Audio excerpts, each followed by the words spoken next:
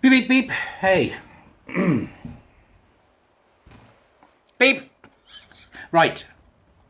I had to have the battery done in the car yesterday. Fantastic service from Halfords. Just, things that come along that you have to deal with like that. Okay? What's going on? I mean, we're in this very strange situation in regards to all this nonsense. I'm watching what's happening politically because we've got useless hums of useless. And in Wales, we've got Mark Drayford, what are these men doing? Mark Drayford's pushing the LGBTQ plus I hands, knees and bumps of daisy people at rate of knots. They're coming for me. Yusuf is doing the same thing. Right, and Keir Starmer, bless his cotton socks, has said that the gender reform will not be on their agenda for the election. Now, I wonder why Keir Starmer would say that, and yet the others fighting in Scotland for what seems to be the next leader of the SNP, which I think they're in real trouble, and I think independence has never been farther away, by the way. So for those of you that want it, I'm sorry about what's happened, really, because the democratic process should allow it to happen. I told you before I don't want you to go, but it should allow it to happen. And then we go to Wales, Mark Drayford. I spent a lot of time working in Wales in my youth, and it's a beautiful, beautiful country with the most fantastic people who love a drink and a smoke. Ooh, not all the Welsh, mind. I'm not saying it's all the Welsh. God dear. Right. The only place you can get lava bread and cockles for breakfast. And I just think to myself, the Welsh people, who I know many of, they can't possibly know what's going on. But Mark Drayford is so insane. They can't possibly know that Mark Drayford is just as mental as Mums are useless. Right, so, I don't know. Why is he doing it? What is he, a secret cross-dresser? Is he doing who's the FBI chap that they found out years after was a cross-dresser? Is he doing a J. Edgar? He might be. So you've got Mark Drayford, who's blathering on about LGBTI and schools, and the Welsh situation is far worse than most people realise. Far worse. And then you've got Keir Starmer saying, yeah, not going to be on the agenda. Quietly. Obviously in an attempt to avoid the opprobrium of the lunatic TQ pluses. And Humza Yousaf rattling on as if it's still going to happen. Mark Drayford has now actually said that what he's going to do is he's going to do the same as Scotland has done and then take Britain to court. Not Britain, England. I mean, this is not the thinking of men who are in control of their own minds. This is not the thinking of men who have the best interests of their population at heart. This is the thinking of ideologues who've got power. And when it seems so big, which it does, there are times when you just get filled with desperation about how can we ever really make a difference and get this stopped, when the very leaders who are supposed to serve the people appear to be in service of something else. And that may be the truth, that they are in fact in service of something else. And I'm really intrigued for us to think and go back as a population to work out how this has happened. How have we allowed this to happen? How have we allowed it to happen and what caused it? I want to know. So there's going to need to be some digging to find out exactly how we got in this mess. And many people don't understand how we got in this mess. But I think when I look at it now, there's so many things that have led to this. But I think we need to look to the law primarily. So I'm now asking myself questions about the law. Now I know, and everybody else knows really, it's just a matter of convincing everyone else it's true. We need to repeal the GRA. That's got to go. It's got to go. It's got to go. And then we've got to just say, as a country, gender identity doesn't exist. It's simply your personality. And if you've got a problem with your personality, you should work on it so you can develop some character. We then have to shift out and start saying this is an educational problem. It's not necessarily a psychological one. And it'll be a package of stuff that's needed. But what's needed most of all is the word no. So what's allowed this to happen? And I think there's something interesting about the Equalities Act, which I think has allowed this to get this far. And I'm beginning to doubt its veracity, and I'm beginning to doubt whether or not it can actually work within a framework of British law, because forever this nonsense goes on, you're always going to get this intersectionality. Oh, he's higher than she is in the power and oppression narrative of blah, blah, blah, blah, blah.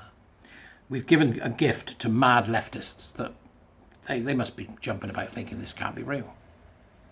So, I've worked with the Equality Act for many years now, and it is a flawed instrument, but there's much about it that there is to admire, despite the fact that I think it's got more in common with the Napoleonic system of legal work rather than with our own system of legal work, which in many ways is radically different to other countries in Europe. I'll wait for Audrey to put me right on that, or Naomi, or one of those in the know, in the legal know. But I think that one of the biggest problems that we've got in the Equality Act is the idea that you can do you can make reasonable adjustments, which unfortunately I think has now led to what we're seeing is positive discrimination. It's not the, and it's happening on such a grand scale that the EHRC are not is it, which one is it? Oh, for God's sake, I do this all the time. EHRC, Equality and Human Rights Commission, the Equality and Human Rights Commission are not staffed well enough and not actually capable of taking to task every organisation that is practising positive discrimination. So I think that there only needs to be one form of positive discrimination, because that's really what it is. They'll say, well, it's not positive discrimination, we're making a reasonable adjustment, or we're doing something to help an impoverished sector of society. It's cobblers, most of it. Cobblers is actually positive discrimination. When you're saying to people that you want 25% black people and 50% women, and you're going to do whatever you have to do it, which is a profoundly communist idea already, equity, then the situation simply is that you are practicing and will have to practice positive discrimination. And if you don't get to your utopia, the chances are you'll do it at the end of a gun. I think that the Equality Act is foundational to this problem that we have now, and that the Equality Act needs adjustment. And I was looking to think, what would be the adjustment? Well, the adjustment would be there can be no positive discrimination of any kind. The definition needs to be much tighter. And the idea that you can do it for any characteristic, over and above any characteristic whatsoever, other than disability, should be one that is impossible to do. Impossible to do. Because we need more black people, we need more gay people, we need more lesbian people, and I'm saying we need more queer people. That's got nothing to do with the bloody Equality Act at all. So I think we need to get an amendment into the Equality Act, and that amendment should clearly define that positive discrimination is anything that preferences any protected characteristic except disability. Which I think might be, and again, Audrey or Naomi will put me right, which I think might be the original intention of the law. But instead now they've got themselves a matrices of power and oppression, their intersectionality, and they've got themselves their quotas and what they want to fill. I mean, that BBC one was the best one. Extraordinary. We're advertising, we want black sound engineers. And it's black sound engineers for an internship, unpaid, but they had to have 5 years in the music business, or in the BBC, or in the television business. And it said underneath in the small print, you'll be paid expenses equal to your current salary. They were actually circumventing the law to do it. Actually circumventing the law to do it. Get your head around that. That's a while ago now. It's about 2 years ago. It's got far worse than that since then. Far worse. In America, it's endemic. Downgrading Asian students so that they can get more black students in. That's equity. That's equity.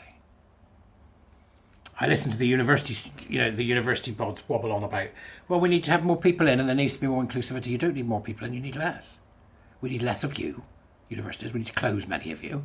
And we need less people in, because universities are filtration systems for morons. You get them in, you stress test them, and those that fail, leave. Go do something else. Except in the case of disability, where they are given every opportunity possible for them to achieve. And disability has a specific and very clear definition. You can't identify into being disabled. You can't identify into a mental health condition, illness, right? I've had people do it. I've got ADHD. I'm like, have you? Right, okay. Who diagnosed that? Oh, I haven't been diagnosed. All right, okay. I had it with somebody with. Oh, I've got gluten intolerance. Have you? Right. How do you know? Well, yeah, I just know. Okay, right. Do you want another pint of beer? Yeah, all right. I stuffed him full of gluten for lunch one day and then sent him off. Rang him up the next day and said, how's your bowels? He said, they're fine. I said, good, you haven't got gluten intolerance. An hour later, he turned up at my door crying, saying, is it possible for a man my age to get ADHD? What are these nutters doing in university? He wasn't a nutter, he was lovely, he was just confused and young. What are they doing? The universities, stop it, right? It's helping them, The Equality Act is helping them. It needs an amendment, and it needs an urgent amendment. It needs an urgent amendment to say, you will not preference or set up affinity groups in any organisation that place one characteristic above another, except disability. Or perhaps I'm just mad. Perhaps we should ask some people who are actually disabled how they feel about that, and perhaps they'd like to comment on my YouTube channel or perhaps in Twitter. Other than that, that's just me having another muse. I sometimes muse. I could do with a muse that sits there half naked and I could just look at him every time I feel low. Ed Speeders would do, the guy from Picard. Right, okay, I'm going to go away now. Become a warrior teacher, do what you do, subscribe for God's sake, share, usual. Listen, I'll catch you later. Muse over.